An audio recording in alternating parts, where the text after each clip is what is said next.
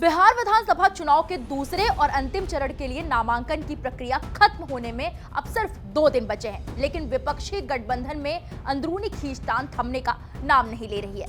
अब खबर आ रही है कि महागठबंधन को बड़ा झटका लगा है और झटका किसी और ने नहीं बल्कि उनके अपनों ने ही दिया है। दरअसल बिहार चुनाव में महागठबंधन की मुश्किलें कम होने का नाम नहीं ले रही। महागठबंधन सीट बंटवारे पर अभी तक अपने सहयोगी दलों को पूरी तरह सहमत नहीं कर पाया। इससे पहले हेमंत सोरेन ने अपनी पार्टी झारखंड मुक्ति मोर्चा यानी कि जेएमएम को महागठबंधन से अलग कर लिया। हेमंत सोरेन ने ऐलान किया कि अब वो अकेले ही बिहार में 6 विधानसभा सीटों पर चुनाव लड़ेंगे। हेमंत सोरेन चकाई, धमदाहा, कटोरिया, पिरपैंती, मनिहारी, जमुई सीटों पर अपने प्रत्याशी उतारेंगे। बता दें कि इन सभी सीटों पर दूसरे चरण में चुनाव होने वाला है। हेमंत सोरेन के इस फैसले ने महागठबंधन की मुश्किलें और बढ़ा दी हैं। बिहार विधानसभा चुनाव में जेएमएम द्वारा 6 सीटों पर अकेले चुनाव लड़ने के ऐलान पर जेएमएम नेता मनोज पांडे ने बड़ा बयान दिया है। उन्होंने क्या कुछ कहा है, आप भी सुनिए। देखिए, इंतजार की भी इंतहा हो गई। हम लोगों ने पूरे सब्र का परिचय दिया। हमारे लोग बात करने के लिए भी पटना गए, वार्ता भी हुई। हमें दिलासा, भरोसा दिलाया गया कि हम आपको सीट देंगे आपके जनाधार के मुताबिक, परंतु अंततः धोखा मिला। कोई भी सीट क्लियर अभी तक नहीं हो पाया और जहां तक जो हम लोगों की क्षमता थी उस अनुरूप कोई ऑफर भी नहीं आया। तो अब बहुत विलंब हो चुका है और हम अपने आत्मसम्मान से कोई समझौता नहीं कर सकते। हम शिबू सोरेन की पार्टी के व्यक्ति हैं।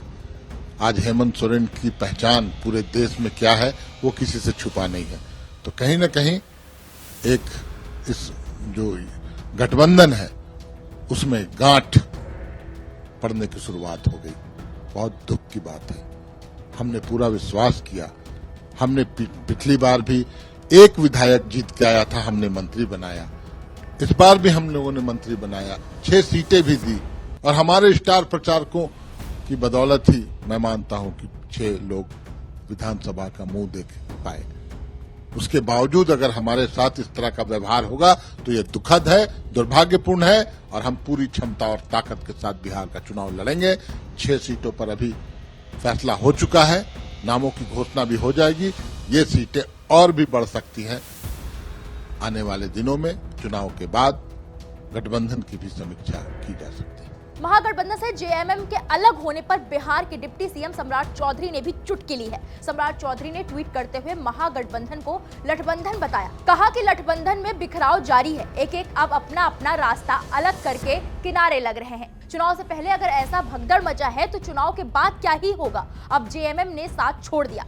इधर गठबंधन की प्रमुख पार्टी राष्ट्रीय जनता दल यानी कि आरजेडी कई सीटों पर अपने उम्मीदवार घोषित कर चुकी है, जिनमें कुछ ऐसे क्षेत्र भी हैं जहां उसके सहयोगी दल पहले से दावेदार हैं। फिर भी राजद की अंतिम सूची अभी तक जारी नहीं हो पाई है। कांग्रेस ने अब तक 54 उम्मीदवारों की घोषणा की। बताया जा रहा है कि कांग्रेस इस बार 2020 की तुलना में कम सीटों पर चुनाव लड़ेगी। हालांकि टिकट वितरण को लेकर पार्टी में भारी असंतोष देखा गया। फिलहाल महागठबंधन अभी अपने प्रत्याशियों का ऐलान कर रहा है। ऐसे में अब देखने वाली बात ये होगी कि क्या हेमंत सोरेन की वजह से महागठबंधन को नुकसान झेलना पड़ेगा। इस खबर पर आपकी क्या राय है, हमें कमेंट बॉक्स में जाए और जरूर बताएं।